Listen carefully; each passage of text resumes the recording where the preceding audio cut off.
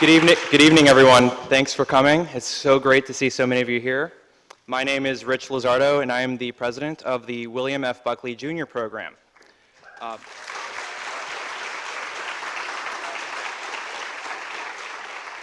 Before I turn it over to Professor Goldblatt, I would like to say a few words of thanks. First to Ms. Carol Brown and the Irving Brown Lecture Series.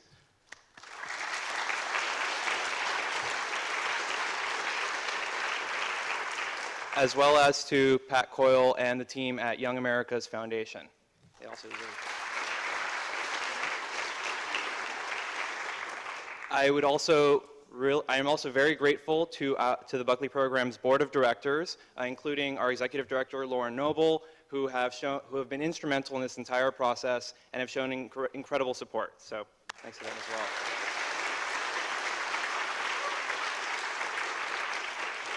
And lastly, I want to thank my personal team of student board members who have also been incredibly helpful and devoted to putting this program together. So.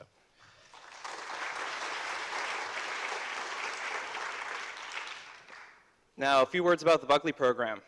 Some of you have heard me say this a million times. Some of you have never heard me say this. The Buckley program was started a few years ago. We're now entering into our 4th year, and we were founded on a mission of promoting intellectual diversity here at Yale.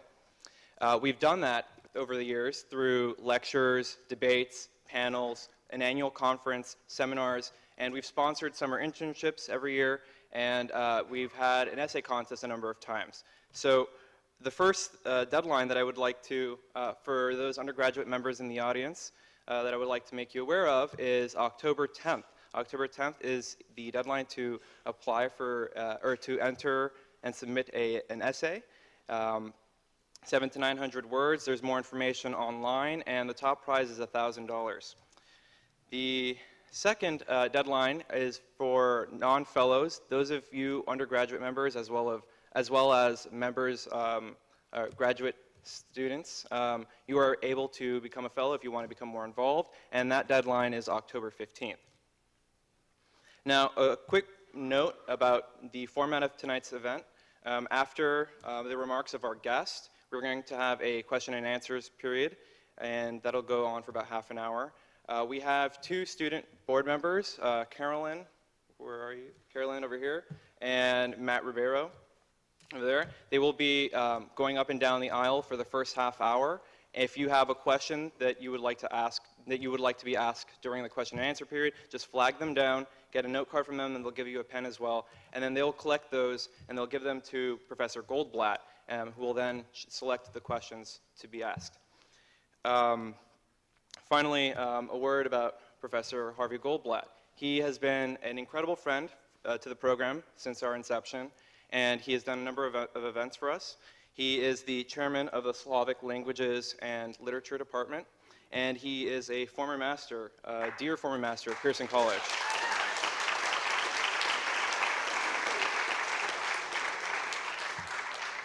Now, I've been talking enough, so Professor Goldblatt.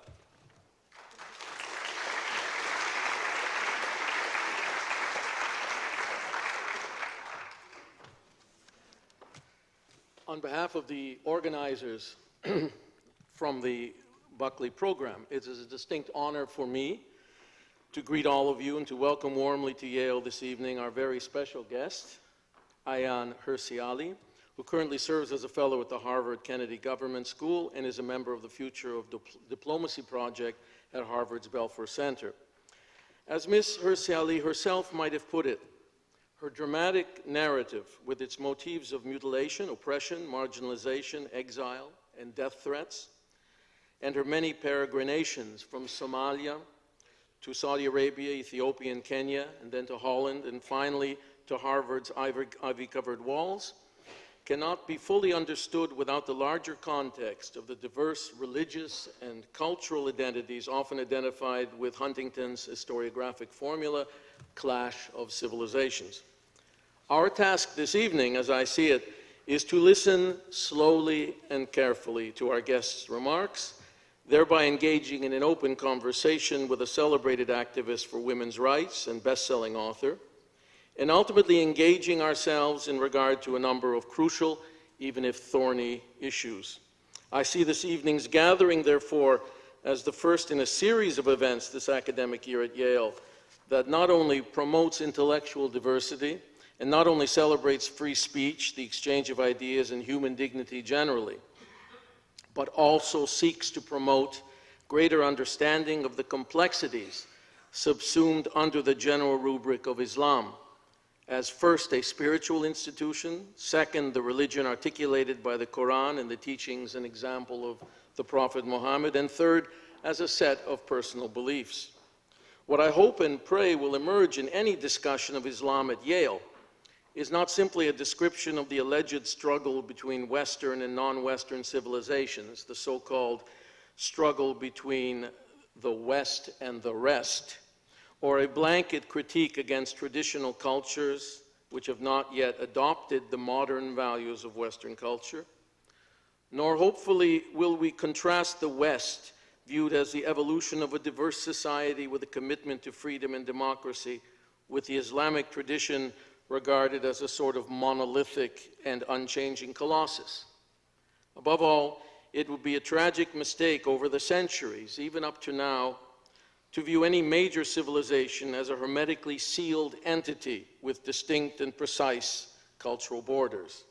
We would be in error, in other words, if we ignored in any alleged clash of civilizations not only the dynamic interdependency and cultural interactions among those civilizations, which are never fixed and immutable, but also the complex clashes and conflicts taking place within those civilizations themselves. In every nexus of the old and the new, of tradition and modernity, that we succeed in detecting, we gain greater knowledge and greater understanding.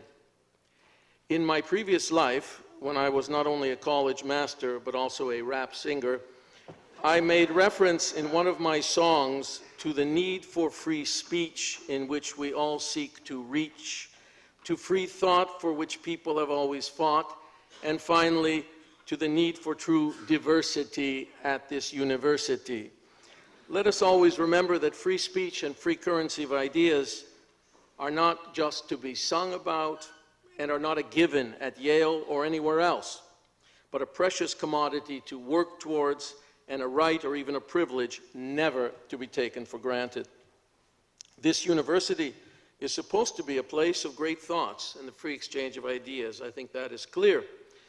And I would like to think that there are no situations when this is not possible, no matter how controversial the theme or painful the recollection of an experience. Indeed, for each speaker we welcome to Yale, whether we agree with that speaker or not, we all have to ask ourselves, how can I do more? Where can I engage in dialogue with others to effect change? For greater commitment and profound changes are precisely what we need on this tired old planet. I would dare to suggest this evening that not all of Ms. Hirsi Ali's remarks will be welcomed by some members of the audience. In response, let me simply state that you all, of course, do have an obligation to oppose ideas and beliefs that are antithetical to yours. The question is, how do you do that? The question is, how do you do that? Do you do it by applying preconceived notions of truth without listening? Or do you do it with civility and an ability to hear somebody else's perhaps quite different views? In my humble estimation, it is the latter approach, and in particular the ability to listen to others, that will hold you in good stead for the rest of your lives. It is the better path, I can assure you. And I apologize if I continue to talk as if I were the master of a presidential college. I therefore take great pleasure in welcoming a distinguished guest with an extraordinary story to tell as regards her life and education, her social, political, and religious views, her political career, her film work with Dutch writer and director Theo van Gogh, her autobiographies and her articles and essays. It is not that we must agree, it is only that we must listen. Our guest's topic tonight is the clash of civilizations, Islam and the West, and as was already mentioned, we will have a Q&A period after our guest presentation. Ladies and gentlemen, let us all give a warm Yale welcome to Ms. Ayaan Hirsi Ali.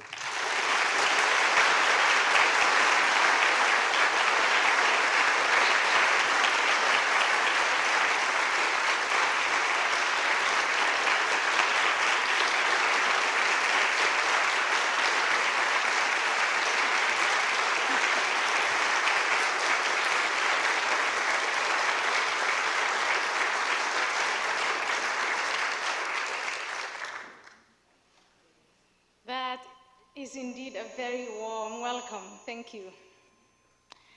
Thank you very much, Professor Harvey Goldblatt, for your wise words. I also want to thank Carol Brown and Jessie Xiao, I hope I'm pronouncing your name right, for your generosity in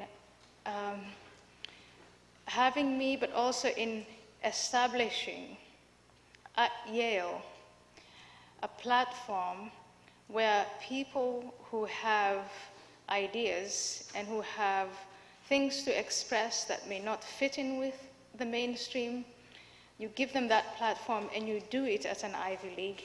And I am very grateful to you for that, and I think America is grateful to you for that. I also want to thank your president, the president of Yale, who's not here tonight, who made an incredible case for academic freedom. With a speech like his to freshman students, I can assure you, you are at a good institution. Rich Rich Lizardo, Lauren Noble, got it all muddled up. Thank you very much for not only responding to Brandeis, but also to saying, when you are confronted with the same challenge as Brandeis, for sticking up for academic freedom.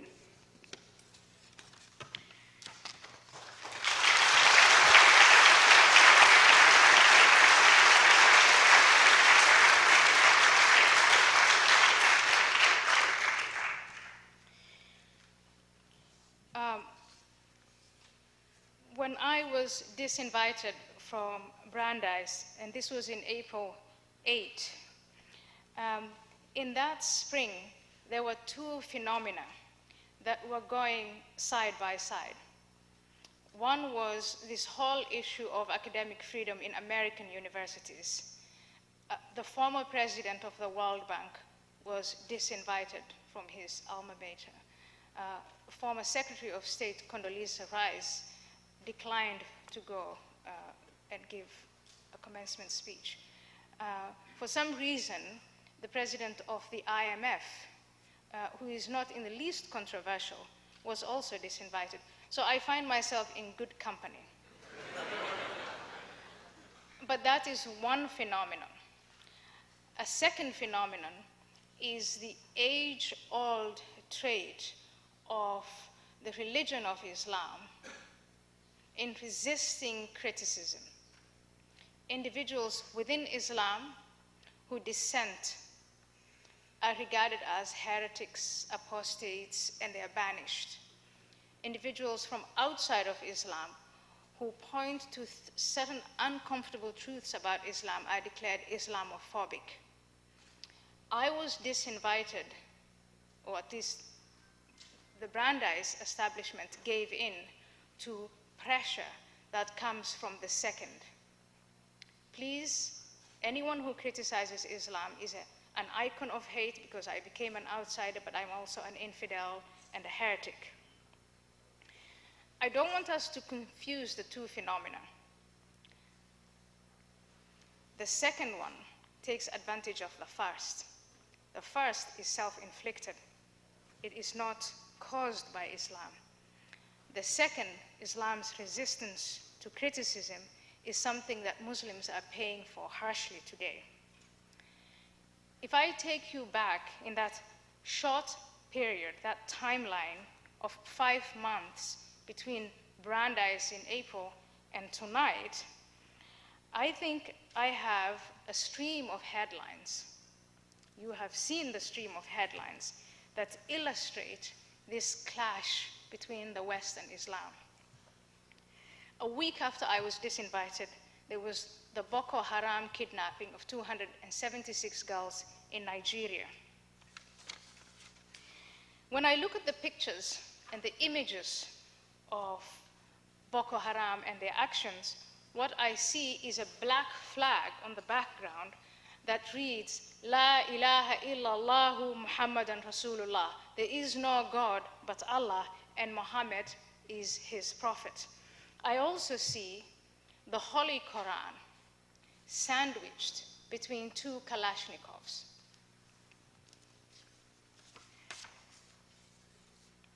When that horror happened, the kidnapping of the 276 girls, which was really a manifestation of a larger reign of terror that Boko Haram is unfolding, not only in Nigeria, but they're now spilling over to Cameroon and other countries.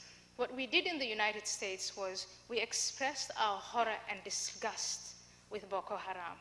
And we acknowledged this cry for help of the cyber civic group who got our attention with the hashtag Bring Back Our Girls. I congratulate them on getting the ears of the First Lady. We condemned the endemic corruption in Nigeria. We offered assistance in the form of surveillance flights and intelligence gathering. But that outrage back then did not lead us to a declaration of war. So the clash is there, but what we follow up with is restraint. And restraint is what we have been showing for the last 30 years, not only since September 11, 2001. It's for the last 30 or 40 years. A second case I'd like to share with you in that window of 5 months is the case of Mariam Ibrahim, an individual, a woman, pregnant and with a toddler, in Sudan. She is sentenced to death because she is a Christian. Her family report her to the state. Now, I want you to note the difference between Boko Haram, which is a non-state terrorist agency, versus the nation state of Sudan that sits at the United Nations. We have diplomatic relationships with Sudan. We have all kinds of relationships with Sudan. And the country of Sudan has a system where if you are an apostate of Islam, you are put to death. So when this family reports Mariam Ibrahim to the state to say she's no longer a Muslim and she's married to a Christian, she is put in prison, she is put on trial, she is sentenced to death. And one of the things that stayed with me, and I find a fantastic illustration of this clash between what the West believes in and stands for, and those who say they represent pure Islam say, are the words of Mariam Ibrahim's brother, Mariam Ibrahim's Muslim brother, who reached out to the state. He says of her to CNN, it's one of two. If she repents and returns to our Islamic faith and to the embrace of our family, then we are her family and she is ours. We are prepared to hold her dearer than apples of our eyes. But if she refuses, she should be executed. If she dies, we will have enforced God's word. The solution is that she is executed. As we have been ordered by our prophet, peace be upon him, he who batters his religion, you must kill. What did we do for Mariam? The West showed solidarity. First of all, by making her case iconic. Then we used our diplomatic clout to free her. Again, we showed restraint. We didn't go to war over this. But obviously, we all know that there are more Mariams out there. We know of Pakistan's blasphemy laws. Today in Saudi Arabia, one of our strongest allies in the Gulf arrested 28 Christians who were worshiping at home, a church at home and in private. There is no word about them since I last heard the news. I'll move fast and go to the one organization that right now captivates our attention and not only illustrates this clash, but can also escalate it. And that is the Islamic State. The Islamic states of Iraq and Syria that call themselves the Islamic State have targeted Yazidis and committed genocide against them, and women, and Shia men. These are Muslim men. They declared them non-Muslim. They destroyed temples. They took property. They killed and killed and killed. And we stood by and we watched, all because we want to exercise restraint. Yes, we expressed our shock and horror at the actions of ISIS. But we remained undecided, and we remain undecided. We have been moved to action by the graphic beheadings on YouTube of James Foley and Steve Sotloff, fellow Americans. And that has brought our president, and in fact Washington in general, to say we need to eradicate this cancer. Does that mean we are back to war? Is this clash of principles and ethics, this clash of philosophies of life and death between the West and Islam, is it going to escalate? Are we at war? I do not blame our president for showing the restraint he does. The West is familiar with war, and we understand that collisions between civilizations like this one can be very, very long, and they can be destructive. We want first to explore ways of fighting this cancer without resorting to war, and so we should. But then it brings me to the question, who are we fighting and what are we fighting?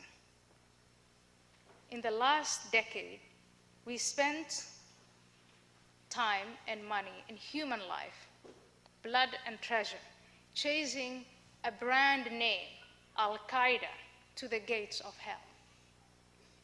Osama bin Laden is gone, and that is good riddance. And now we have another brand name, the Islamic State, or maybe the Islamic State of Iraq and Syria, and a myriad other brands of Islamic terrorism.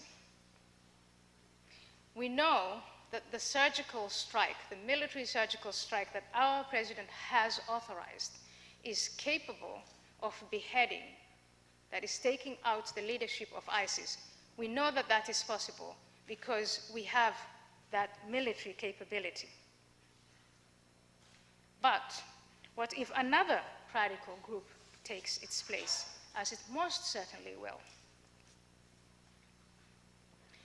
Unlike the last decade, when we first declared war on the tactic of terrorism, and later on one brand, we are now acknowledging that these atrocities that revolt us to our very core have something to do with Islam. In an op-ed opinion article in the Wall Street Journal last week, the ambassador of the United Arab Emirates wrote candidly about Islamic extremism. That is a big step forward. Why? Because the UAE, Saudi Arabia, Qatar, Kuwait, and all the members of the Organization of Islamic Conference were lobbying Western governments for the last 10 years, at least if not more, to divorce terrorism and violence that is committed in the name of Islam from Islam. So for the UAE government to come out and say, we are fighting Islamic terrorism, for him to call it a cancer, and for him to propose a broad framework of going after them, I see that as a good step forward. Why? Because we get closer. We are not yet there, but we get closer to the source of a problem. And the closer we get to the problem, the more we can broaden our tools and our methods of fighting it. Even in cancer, there is a stage when prevention is better and more attainable than cure. In the last decade, because we refused to face the source of the problem, we reduced our options only to military and surveillance strategies. Now imagine if all cancer research and all cancer doctors relied only on radiation and chemotherapy. Still, let me not be too optimistic, even though I'm a recent American. Still, most American thinkers and policymakers speak of several Islams, some of which are more extreme than others. I beg to disagree. There is, in fact, one Islam and several sets of Muslims, 3 of which I'll speak about tonight.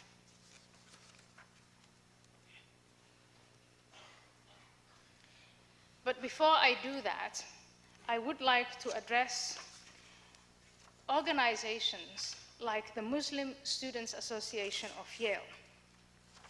I'd like to address them because I think for us to get closer to the source, we have to ask ourselves, what is the obstacle?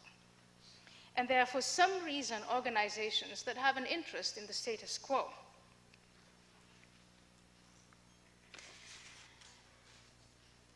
They seek to silence those who disagree with them.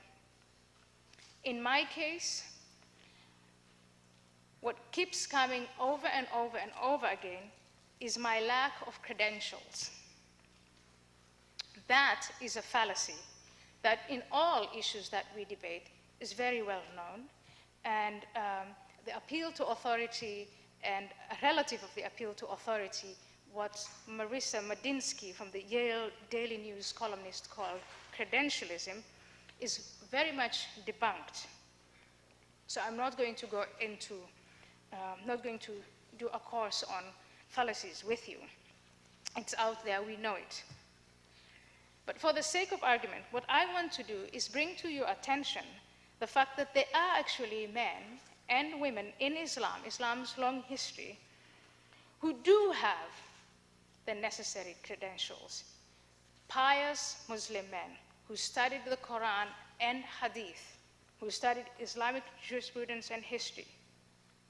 And they did that in institutions that will be recognized by any Sunni Muslim or Shia Muslim. And when those individuals called for the change of the sources when problems arise, they were exiled, they were banished, they were forced to divorce their wives.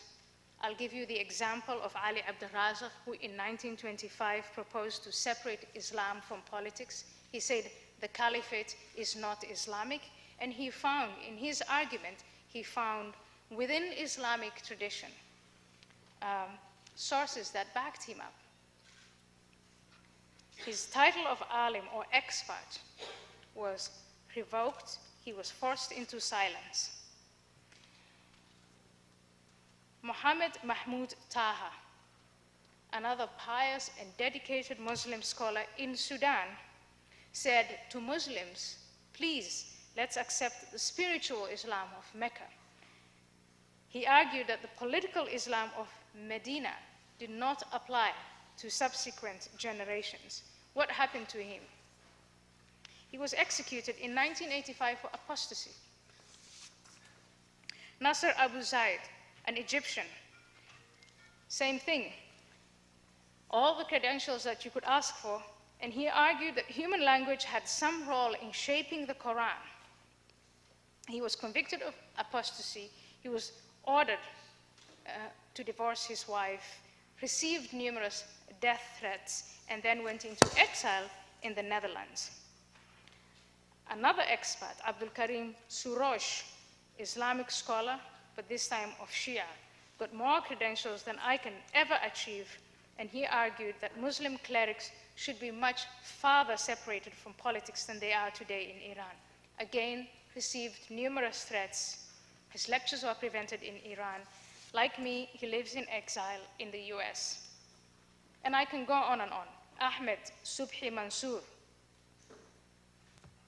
a graduate of Al-Azhar, probably the most revered institution in Islam, he proposed to focus only on the Quran and not the Hadith. He was threatened, he was jailed, he now lives in the US.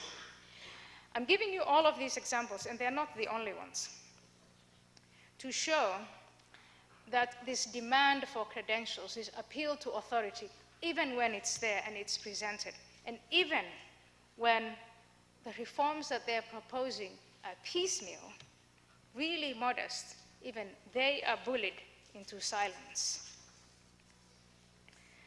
And now I want to address with you, because I think it is another point that keeps coming up again and again. Why is my experience relevant?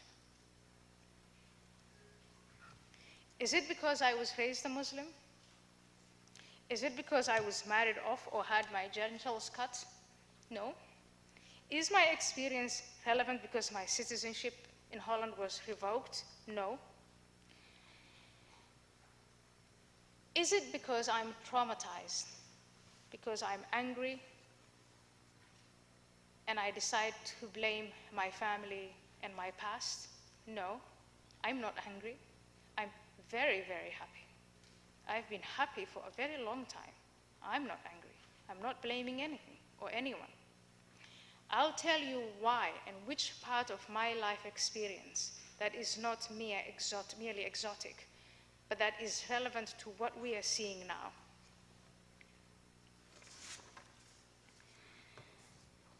I learned from my early teachers of Islam that to be a Muslim was to testify that there is no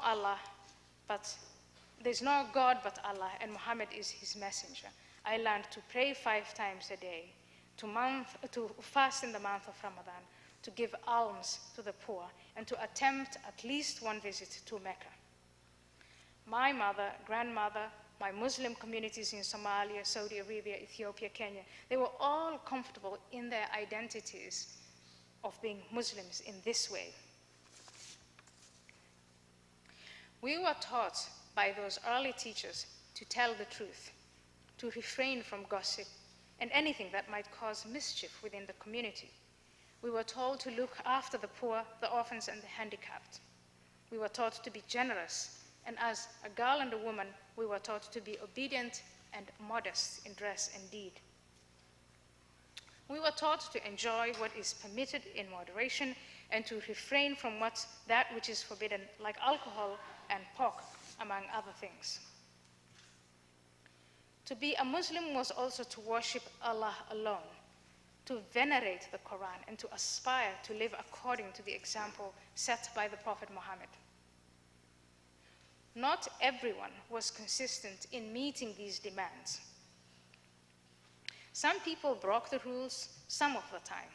I didn't always pray. Some people neglected to pay the zakat. Some people neglected to fast. Some people ate meat that was not slaughtered in the way it was supposed to be slaughtered. Some people ate pork and others drank alcohol.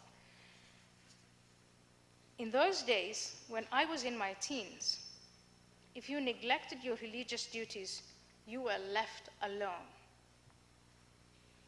Sometimes you were gently nudged by a relative or a friend to be more observant. People gossiped a lot about their relatives who were too permissive, who allowed their daughters to stay out late, to date, or to wear short dresses, or miniskirts, trousers, cut their hair, wear makeup. That was always a big problem. I don't remember any tension between Sunnis and Shia. We interacted with non-Muslims, mostly Christians. I lived in Kenya, and there were a lot of Christians in Kenya, with no trouble. And we even unanimously hated the Jews, but we barely mentioned them. There was a lot of domestic violence. Domestic Violence on our streets, violence in prison, violence in riots, riots in Somalia, civil war. But all of these conflicts were not religious, and they were not fought with religious terminology. The Somali clans were fighting one another to the grave. They were not waging jihad against one another. They just couldn't agree on issues of power and the distribution of resources. Not very different from partisanship here, except that they went a little farther. My grandmother did not justify cutting my genitals as a religious duty per se. She mentioned Islam, but she said it's far more important that you find a husband. When my father married me off, he was far more interested in his honor than in his religious duty. Yes, he did pay lip service to say it is God has made my duty to marry you off, etc., etc., but he didn't really make it into a big deal. The Qali, or the Islamic judge, who was required to marry me and to divorce me, did just that. He was paid and he was gone. Why am I sharing this experience with you? Because millions of Muslims live like this. They worship, they celebrate, they marry, they mourn, and they fight their personal, family, and local fights. They fight their fights and their conflicts, and they settle them according to their customs. And they think of themselves as peaceful, loving people, and they are. But when I was 15 years old, approximately, this is in 1985, a different kind of teacher entered my life. And that is what makes, that experience makes what I have to tell you and my life story relevant to what is going on today. A teacher trained in Saudi Arabia or in Egypt or Iran or even in Pakistan, who comes to tell us that neglecting religious duty makes you an infidel. You're not just naughty, you are an infidel. That taking fellow Muslims who neglect their religious duties, even if you are observant, also makes you a kafir or an infidel by association. That your duty is to command right and forbid wrong. In other words, these teachers were making us not only observant, but they were making us vigilantes so that we could make others observant. You can imagine how annoying that is. I don't know what to call this teacher, so I have decided to call him the preacher teacher. The old-fashioned religious teacher came, taught, got paid, and left. It was a job. It was pretty straightforward. The preacher teacher wanted and created fellowships. The students became his entourage, or as they liked to say, his enlightened vanguard. I once belonged to the vanguard of Sister Aziza, who converted from a coastal socialite in Mombasa and fashion enthusiast to a Sunni zealot to a Shia fanatic. When my mother and brother caught me bad-mouthing the first three caliphs of Sunni Islam as imposters and stating that Ali was Imam, they ordered me to cut ties with Sister Aziza. The parents of other Sunni students were grumbling about her as well. Preacher teachers were not only active in our schools, they were also in our neighborhoods. One who stayed in my memory is Buckley, and roughly translated that means he who fasts 100 days. You can only imagine how skinny he was. He preached, like all the others, incessantly about hell. He encouraged us not only to read the Quran and the Hadith, but to use this scripture like a driver's manual. He encouraged us to be relentless in enforcing the rules of Islam, religious duty on family, on relatives, on friends. For the stubborn who refused to obey and observe, we were to cut ties with them and even declare them kafir. He encouraged us to convert non-Muslims or cut ties with them. This preacher teacher came with a language that was always there, but that was new to our ears. Jihad. We were to wage jihad for the sake of Islam. Martyrdom. The best thing to ever happen to us was to die while fighting for Allah. We were to strive for the establishment of Sharia law in our society and beyond. We were to be suspicious of Christians if they refused to convert to Islam, and we were to aspire to destroy the Jews, all Jews, not only the ones in Israel. The preacher-teacher continued to rant against gays. They were to be hung, and women were to know their place in the effort to mold the Muslim individual, the Muslim family, and the Muslim community and beyond. Their place was at home. They were to sacrifice everything, even life and the lives of their children, for the sake of Allah. Strict obedience to their guardian, father, husband, brother, uncle, grandfather, that was required. We were supposed to cover our heads from head to toe when running errands outside the home.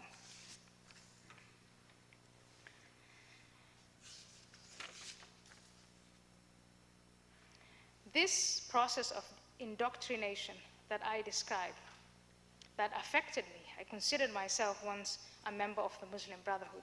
It's this process of indoctrination that I have seen from up close and personal that makes my experience relevant. It's this process of indoctrination that is overlooked. We focus on the jihad, the violence, but we ignore the da'wah. We ignore the years and years and years of preaching. Da'wah in the West is protected under religious freedom, but jihad is not.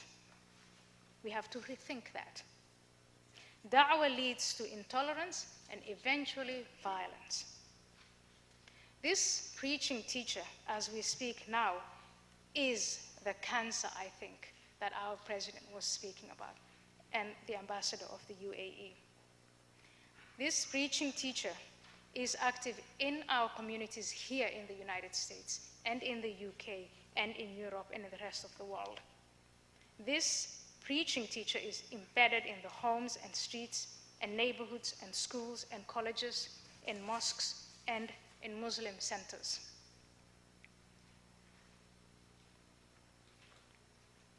Sometimes in Arabic he's called the da'i, and it's not only men.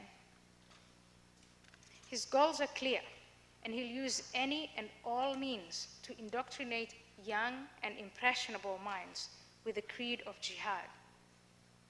You may have seen the news today in Britain of the study that shows that this indoctrination has gone from teenagers now to young primary school children, 11-year-olds. The main target of this preaching teacher is the Muslim community. And sometimes they make an effort to convert the non-Muslim. Ladies and gentlemen of Yale, every creed has a core. The core of Islam is to submit to the will of Allah by observing the rules in the Quran and the Hadith.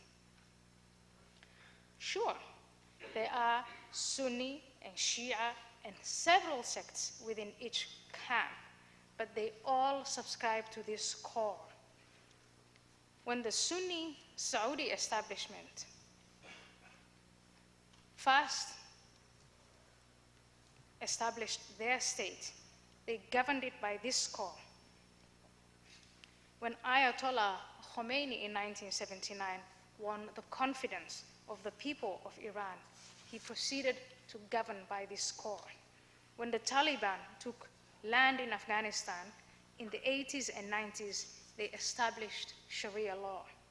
When the Muslim Brotherhood won elections in Egypt 2-3 years ago, they sought to achieve the objective that was captured in their motto: Allah is our objective, the Prophet is our leader, the Quran is our law, jihad is our way, dying in the way of Allah is our highest hope, and so goes all the rest.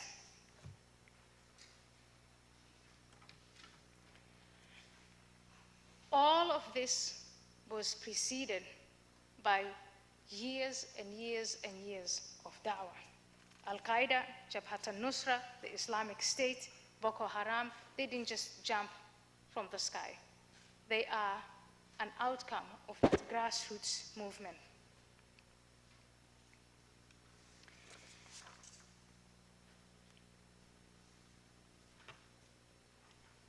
Because of this, it is more accurate to speak of one Islam in the context of a clash of civilizations. It's also important to note that we do not clash with all Muslims. Those Muslims who ignore the obligations of intolerance in their core creed are not at war with us.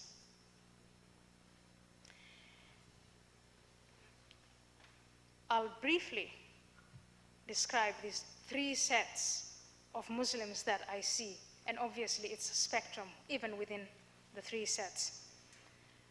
The first set fully subscribes to the core creed and challenges other Muslims to do so. That is where the preacher-teacher is. They declare those Muslims who lead selective lives. They call them heretics, apostates, infidels, and fake Muslims, or hypocrites. I think that we are at war with them, or we are having the clash with them, but most of all, Muslims, other Muslims are having that clash with them. The second set is a set who are trapped in a state of cognitive dissonance between their confession to the core creed and their own conscience. They have not made up their minds. They wholeheartedly condemn the atrocities committed by the first set. And they condemn it even more because it's committed in their religion. I think in terms of numbers worldwide, the majority of Muslims fall under this second category, and they are the biggest victims of the first category. And finally, there is the third set, the reformers and dissidents. The reformers, and I've given you a few examples earlier, are convinced that the core creed can be bent to suit their conscience.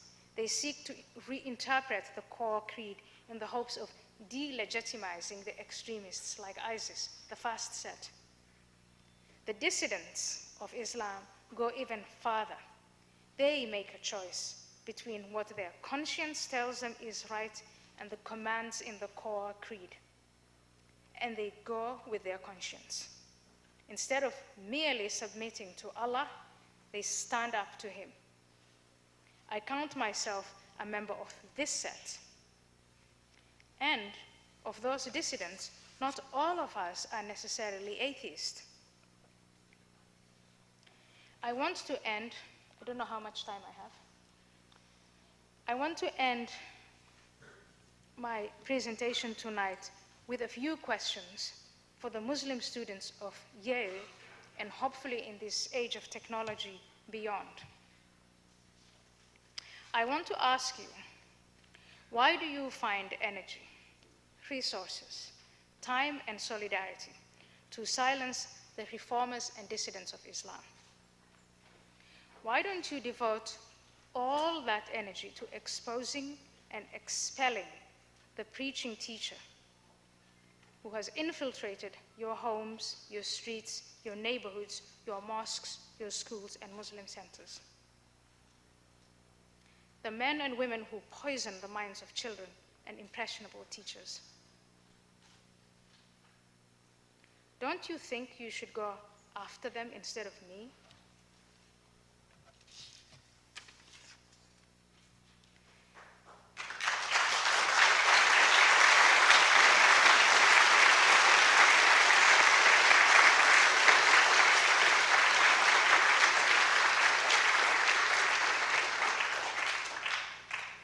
I hate to put you on the spot, but I don't get all that often to talk to you.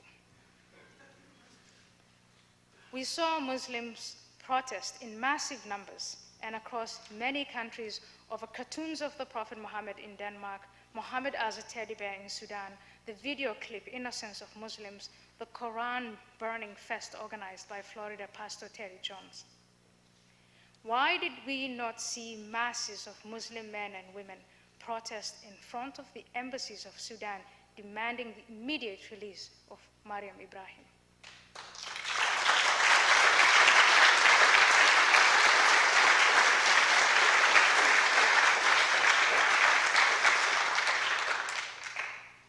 Why don't Muslims protest the image of the Quran sandwiched between two Kalashnikovs?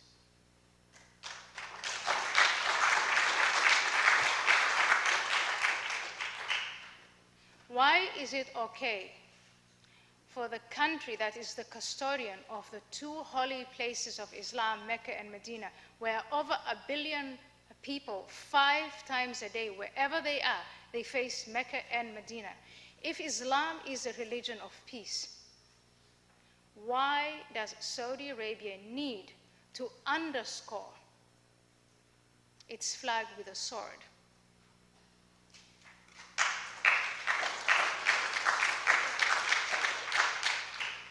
If you look at the flag of Saudi Arabia and you look at the flag of the Islamic State, you will see differences in color and differences in font. But what you see when you read the letters is the confession to be a Muslim. La ilaha illallah Muhammadan Rasulullah. There is no God but Allah, and Muhammad is his prophet or his messenger.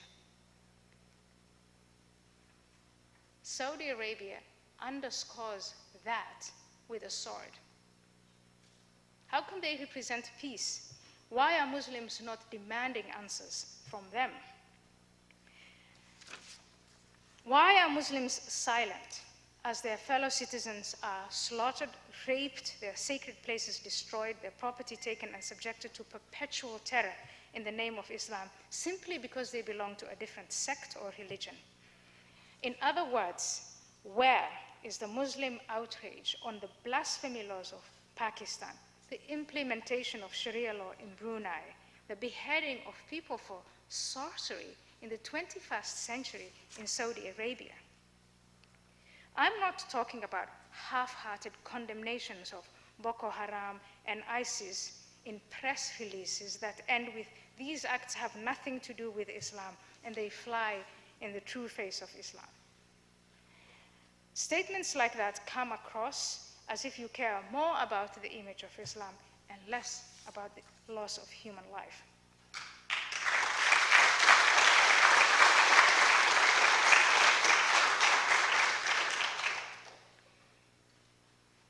Muslim Students Association of Yale, you live in a time when Muslims are at a crossroad. Every single day there is a headline that forces the Muslim individual to choose between his conscience and his creed. The Muslim world is on fire, and those fanning the fire are using your core creed. With every atrocity they commit, they remind the Muslim of his commitment to submit to Allah. Will you submit passively or actively, or will you finally stand up to Allah? Thank you.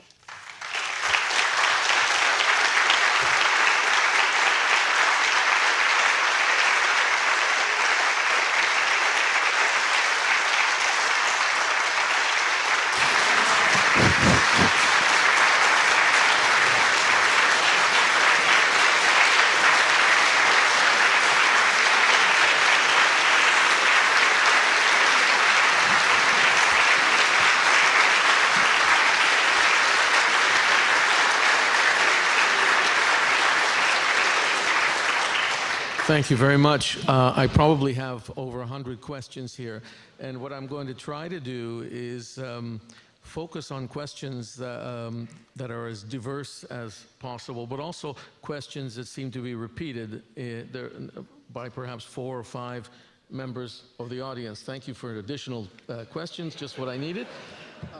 So we'll be here until tomorrow morning at 5 o'clock. So we'll do what we can in 30 minutes. The first question, would you like to go back? Or? Can you hear me? Well, I'm going to just give you the microphone so we can share.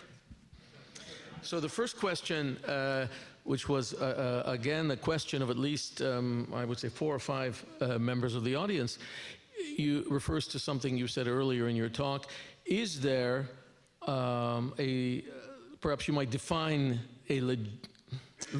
is there a legitimate Islamophobia? That is to say, not really that. Can we use the term Islamophobia and Islamophobe legitimately? Meaning, are there those people who actually are Islamophobes and are part of the problem? I think there are prejudiced people all over the world. You will find people who are prejudiced against Judaism, Christianity, and Islam. I think that the term Islamophobic is disingenuous. There is no, here's what it does. Islam is equated with race, or for instance, sexual orientation. If you hate someone simply because of their color, then you're a racist. If you hate someone's religion, and religion is a set of beliefs, but you don't hate that person, then you simply have different views on what is right and wrong. And I think that if we are to continue the Western tradition of scrutinizing religion and criticizing religion, and therefore making religion, especially organized religion, more tolerant, and we want to accept and welcome Muslims and American Muslims, then American Muslims must accept to be put on the same level as all other religions. If we can make fun of Jesus Christ, if we can criticize the Bible and the Torah and Buddhism and Sikhism and so on, then we should not make an exception for Islam. If we do that, I think that is when we really express our fear of Islam.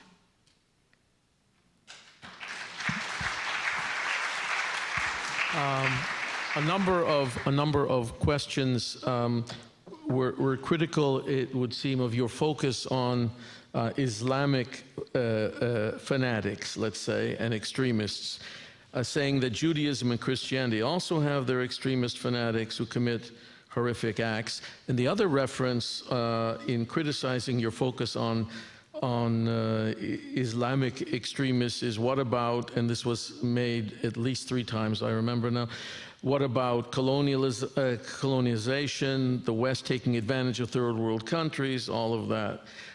Is ISIS the only body that kidnaps and the only represent? Why do you, again, the question, why do you associate ISIS with Islam to the degree you do? So all of this is a kind of criticism of your, I think, your main set of beliefs, it would seem. But please respond. Well, I think I'll just start with sort of the oldest and most enduring one, which is colonialism and imperialism. People who were colonized and subjugated and whose identity was violated. That is not an experience that is unique to Muslims.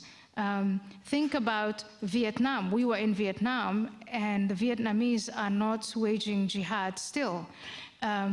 Countries like South Korea. Think about many parts of Africa. Latin America. Latin Americans have gone, a lot of them have gone through various forms of subjection and discrimination and racism. In fact, I would say the group of people who are discriminated against for centuries simply because of their identity and their religion, and that culminated in the Holocaust, are the Jews. And the Jews who survived did not start to wage jihad against Germany. They went and established a state, and it's the only viable state in the Middle East. So the colonialism argument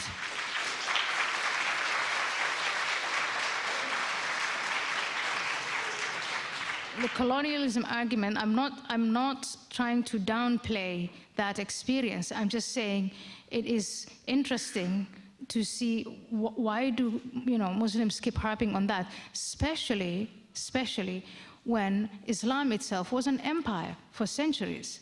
Muslims organized and conquered and subjected different peoples of different identities over centuries to their will.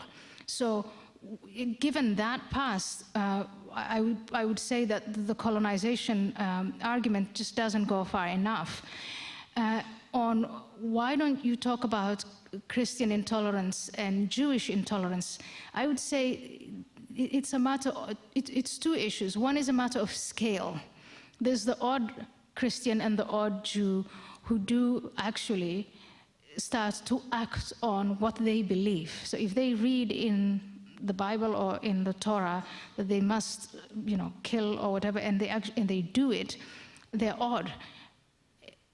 In Islam, and Christianity used to be. I mean, I lived in Europe for 14 years. There was a period when Christians were slaughtering one another, ISIS style, and worse. Protestants killing Catholics, Catholics killing Protestants, Catholics and Protestants massacring Jews, and so on. So that is, the answer to that is, it's a matter of tense. It has been. And people in the West, Christians, have learned from that and are right now not establishing theocracies in which they plan to bend the will of the world to their laws. The second is, of course, scale, which is related to that. What we are seeing now with Islamic extremism is Muslims are at war with China, with Russia and Greek Orthodoxy, with the Christian West, as far as the West is Christian, and amongst themselves. And the largest number of casualties are, in fact, Muslim men, because they are the ones who are sent to this, to wage this jihad. I think if you're a Muslim and you really care about your fellow Muslims, you would be the first, you would be on the front lines to say, we have to take this to the source, to the core texts, and we have to organize to come up with a way of changing that. And if you do that, you delegitimize organizations like ISIS. But ISIS will not be delegitimized as long as they insist that they're simply carrying out what Allah said. And that is what I mean by don't submit to Allah only, stand up to Him. Otherwise, I don't think Yale is giving you a good education. This is also a complicated question, but I think it's an important one, which has a great deal to do with your life experience. Could you please discuss how much the atrocities you mentioned are cultural behaviors rather than or as opposed to Islamic ones? Well, I'll start with one experience that is cited almost all the time, and in fact sometimes out of context in places where I'm being introduced as a fellow and talking about geopolitics, and the introduction starts with, she underwent female genital mutilation. Female genital mutilation predated Islam. However, today, the practice is most common in Muslim countries and among Muslim societies. And it's very easy to explain that correlation. There are cultures and peoples outside of Islam who still practice it, but the majority of humans on the planet who cut the genitals of little girls are Muslims. And the reason they do it, it's a symptom of this obsession with virginity and purity and modesty. Female genital mutilation is practiced for the same reason that girls are locked up, the same reason that there are child brides, the same reason that we are supposed to cover ourselves from head to toe. It's this obsession with controlling our sexuality. And that has its roots, yes, in tribal and patriarchal societies, and these practices were then elevated and set in stone through religious edicts. Female genital mutilation is not mentioned in the Quran. If you go through the hadith, it's not mentioned in the non-controversial hadith. There is a controversial hadith that is related to Omar, the second caliph, where he endorses it. But regardless of that, it's not me who goes around saying, oh, female genital mutilation was done to me by my grandmother because of Islam.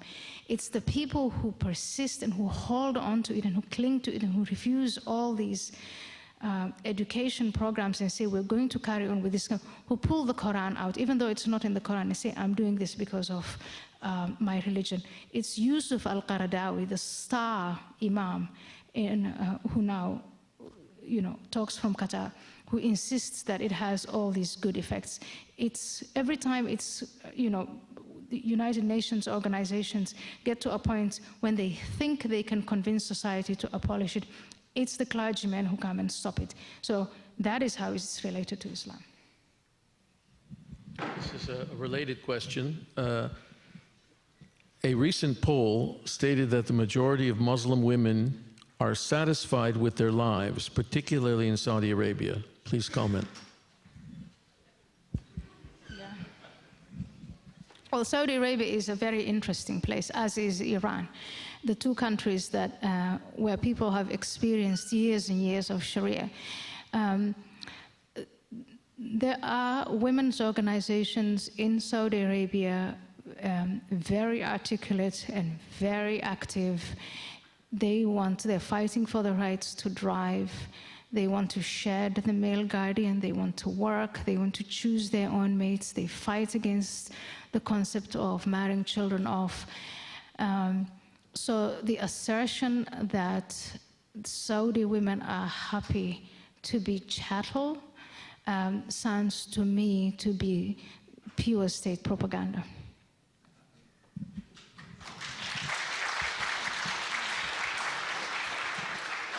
It is a well-documented fact, I'm reading, that in our military missions in Iraq, Afghanistan, Yemen, and Somalia, we inadvertently create new terrorists even as we seek to destroy them. How can we fight a war on an ideology and not have that war radicalize that ideology against us?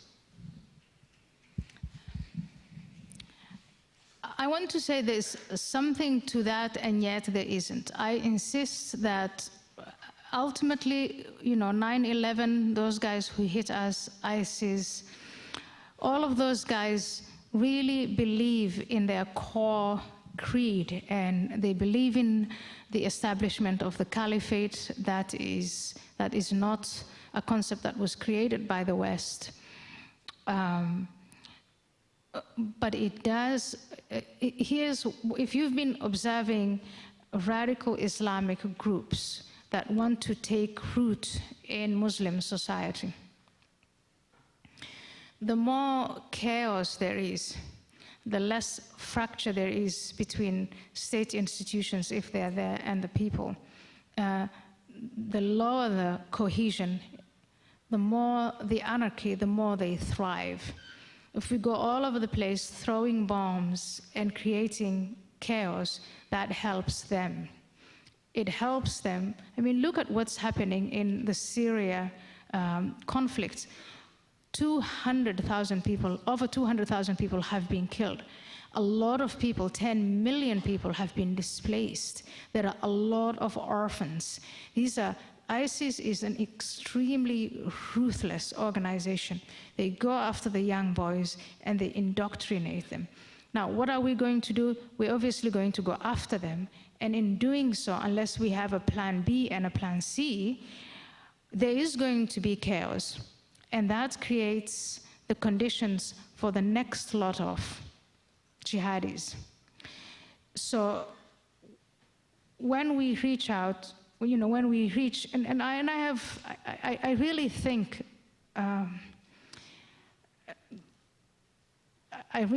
that military, because of where things are at,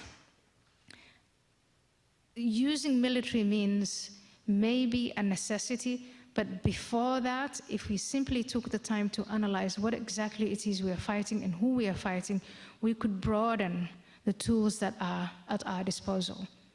And sooner or later, we're going to get to the core. I hope we get to the core before we kill more people or before ISIS kills more people. This is a relevant question given what has been in the news in the past few months. Do you see the Palestinian movement as primarily political or religious? How connected is it to larger movements within Islam? And could a sovereign Palestinian state exist as a religious state in peace with Israel? There are Palestinians, and I have come across many of them, who would like an independent Palestinian state. They want a Palestinian nationhood.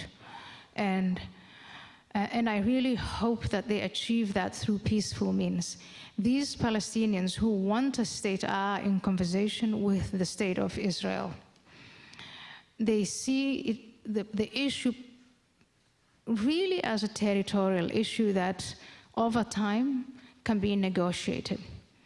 However, there are also Palestinians who've allowed themselves to be lured by the Islamists and who have decided to see their conflict as a manifestation of a religious war.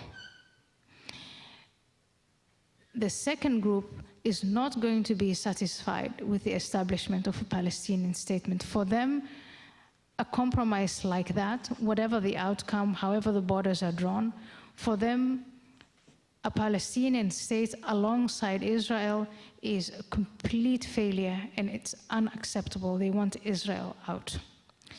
Now, I hope that the first group, and the first group is a minority, but maybe as circumstances change, countries like the UAE might decide to empower those Palestinians who want to settle instead of the apocalyptic ones.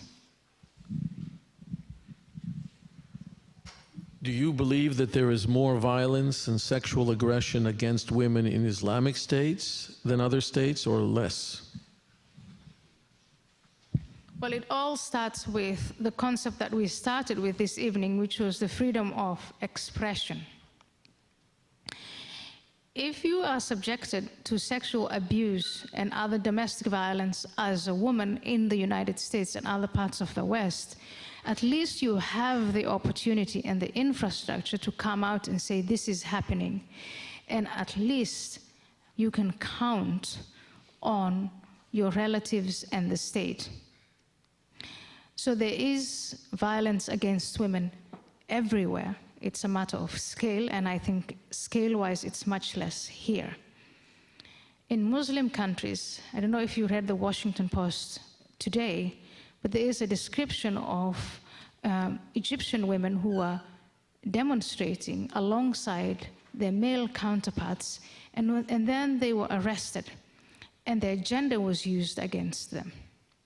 And the way Muslim majority countries are set up, you have this circular reasoning where, as a woman, if you're confronted with violence and you complain about it, it's your fault because you should never have been where the violence took place. If you're raped in a Muslim court, your testimony is worth half of that of a man. When you marry, your father decides who you marry, but he also decides at which age you marry. You can't appeal to the state, and if you do, even if the law on the books, as in some of the North African countries, that is the case, even if the law on the book says the marriage age is at 15 or at 18 and you're married off at 9, there's no recourse for you. So these are the differences. Muslim women in Muslim countries are subjected not only to more violence, but to a system that keeps things the way they are. That's where the difference lies, and that's why it's worth fighting, not against the dissidents and the reformers, but against the real perpetrators and against the subjective system. Do you believe Islam is uniquely bad for society? And I think by that question, what is meant is controlling, in many ways, society. Or is that the case for all organized religions?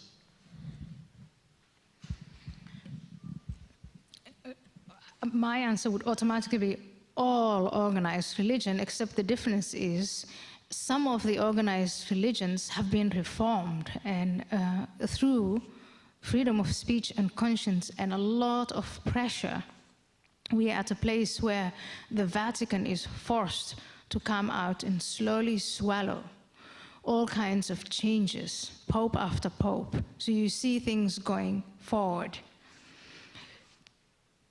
With Islam, again, among communities within that second set of Muslims who, you know, they say they believe in the Quran and they follow in the footsteps of the Prophet Muhammad, but they decide not to. That doesn't mean they reject it, which is a different story. They simply don't do it. They neglect to do it. within those millions and millions of peoples, it is possible, you know, to go about your business and ignore others.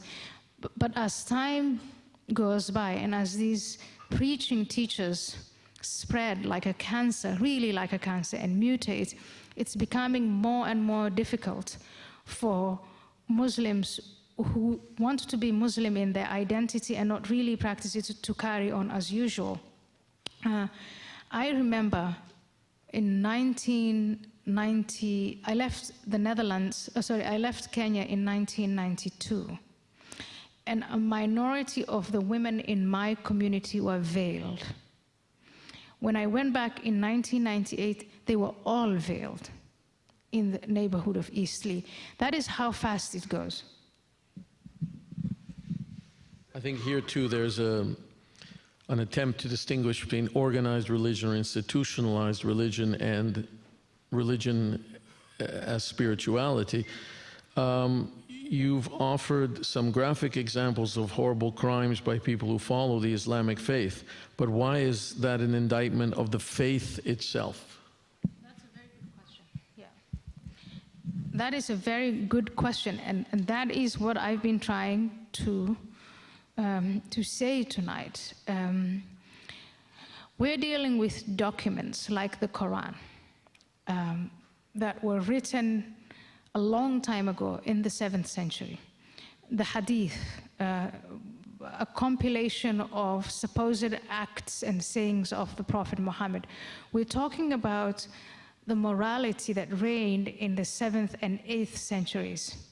If you take these documents and you put them in a museum and you visit and you say, oh, wow, look how people lived in the past.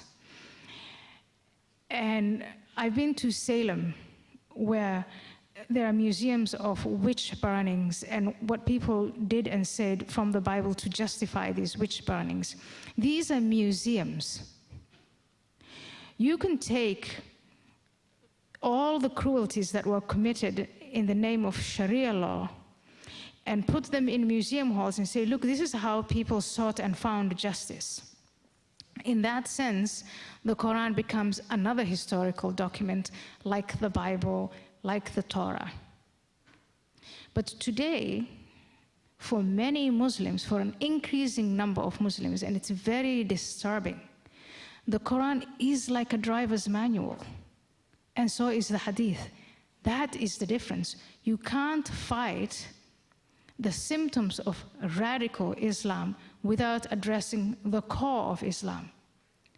We can keep doing that, but what will it take to make us see how many people will have to die, how many monuments have to be destroyed, how many women have to be raped, how many children need to be indoctrinated for us to see that link?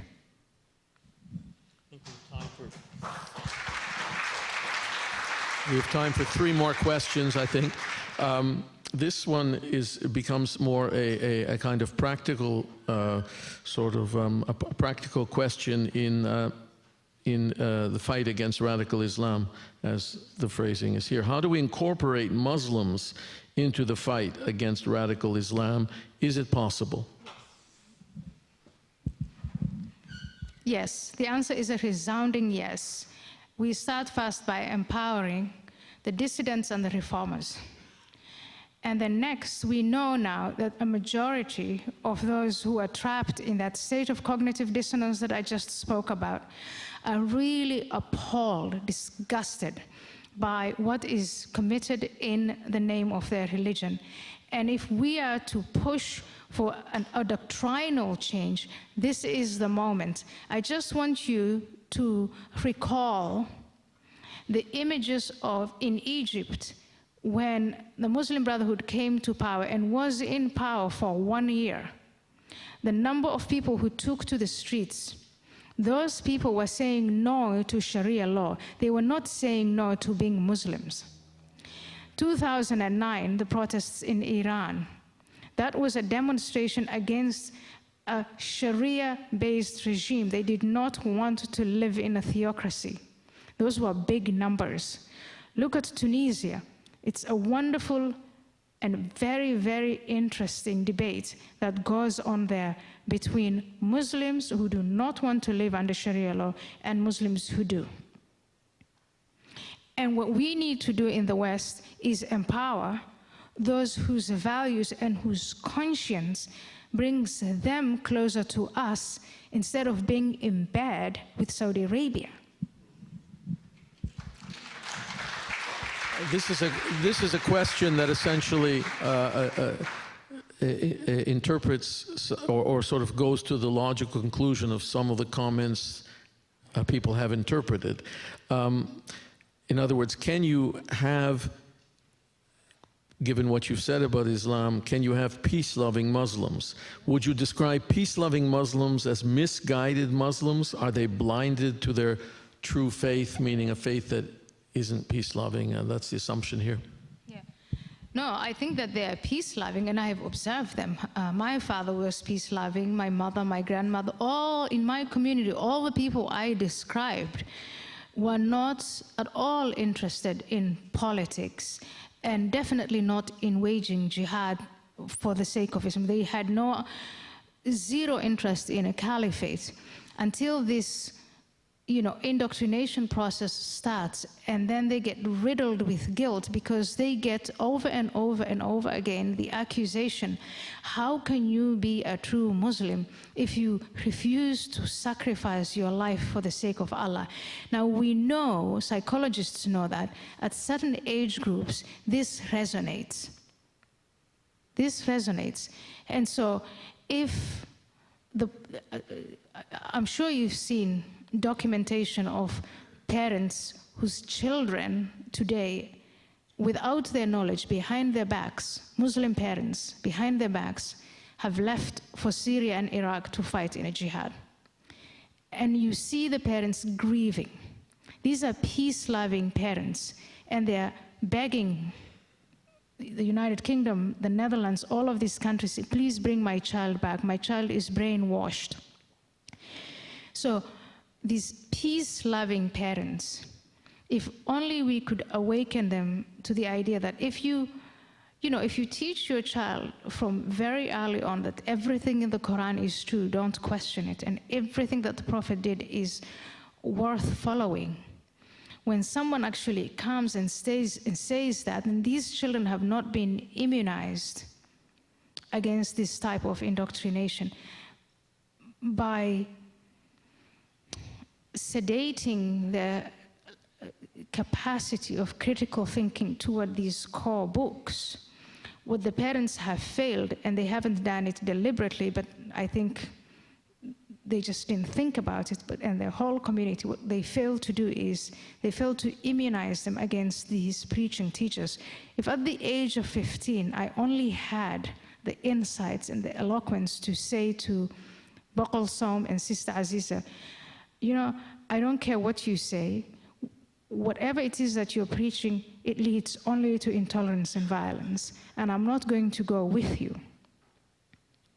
And I'm going to report you to my mother, or I'm going to report you to our imam. If that infrastructure was there, then we would have been able to deal with the problem. But we can't unless we really start talking about a true reformation of Holy Scripture. Let me ask a question on a related note. Shortly after 9/11, when we began to investigate the lives of the pilots and so forth, and when Osama bin Laden became a symbol of many things, we began to ask ourselves whether the twisted idealism of these pilots, many of them had been simply assimilated Muslims and then found the light, so to say, was this in any way a product of the so-called decadence in the West? You have used the term restraint, but there are other words that could be used, and I'm just wondering what you think about that opposition of twisted idealism, and I'll certainly insist on that, with the idea of a West that is without, let's say, spirituality, a West that is decadent. In decline, yeah. Look, I'm not going to talk about the West in decline and the West not in decline. The reason why I don't want to do that is because if you look at the world today, America is not only militarily the most powerful country, it's also the freest country. It's the most innovative country. I mean, we really we have a good reason to be decadent, if we are decadent. And that's being challenged. That's being challenged. That's true. If there are strains of decadence, I would say, you know, the position, the direction in which our foreign policy went, where we said, you know, even though we are the world's only remaining leader, we don't really want to be the leader. And that doesn't manifest itself in restraint against wars against radical Islam. It manifests itself in many other ways. And I'm critical of that. And is that a manifestation of decadence? I don't know. It is a manifestation of a romantic idealism, and it's going to be met with a backlash. Because